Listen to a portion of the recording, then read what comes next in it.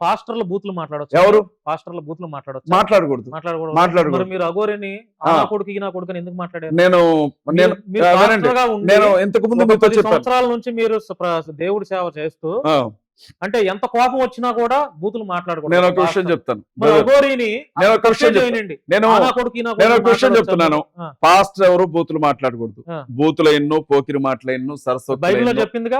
Bible చెప్పింది. వినండి brother, వినండి బ్రదర్, వినండి. నేను యేసుక్రీస్తు ప్రభువును ప్రేమిస్తున్నాను. నేను ఎంతగా ప్రేమిస్తున్నాను అనంటే ఆయన్ని ఎవరైనా మాట అంటే తట్టుకోలేనంతగా ప్రేమిస్తున్నాను. ఆయన సంఘం జోలికి వస్తే తట్టుకోలేనంతగా ప్రేమిస్తున్నాను. వినండి, బూతులు మాట్లాడడం కాదు. దుష్టుడు వాడు నోటుకొచ్చినట్లుగా మాట్లాడితే వాడి మూర్ఖత్వం చొప్పున వాడికి సమాధానం చెప్పాల్సి రావచ్చు. అలాంటి కొన్ని సందర్భాల్లో నోరు తూలితే నేను తూలుండొచ్చు. దాన్ని నేనే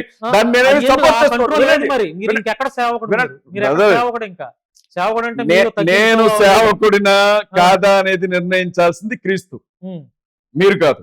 ఎందుకంటే వినండి బ్రదర్, ఒక్క విషయం వినండి బ్రదర్, నేను చెప్పేది వినండి. మీరే చెప్తున్నారు తప్ప నన్ను ప్రశ్నలు అడగలేదు. మీ బైబిల్ బూతులు మాట్లాడమని చెప్పిందా? మీ బైబిల్ ఎదుటి వారిని దూషించమని చెప్పిందా?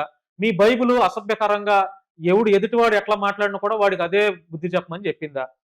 నా ప్రశ్న ఇంకా పూర్తవలా. అఘోరి అనే అతను మాట్లాడడానికి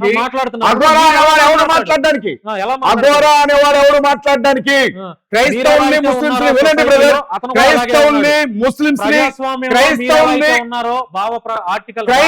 ముస్లింస్ని తల నరకమని చెప్తారా? భారత రాజ్యాంగం హిందూ ధర్మం అలాగే చెప్పిందా? ప్రకటన స్వేచ్ఛ ఎలా ఉందో ఎట్లయితే మాట్లాడుతుందో అఘోరి కూడా అలాగే ఉంది. క్రైస్తవుల్ని, ముస్లింస్ని తల నరకమని చెప్పే భావ ప్రకటన ఉందా? క్రైస్తవుల్ని, ముస్లింస్ ని ఓచకోత కోస్తామనే భావ ప్రకటన ఉందా? దర్గాలను కూల్చేస్తామని చెప్పడానికి వారికి భావ ప్రకటన ఉందా?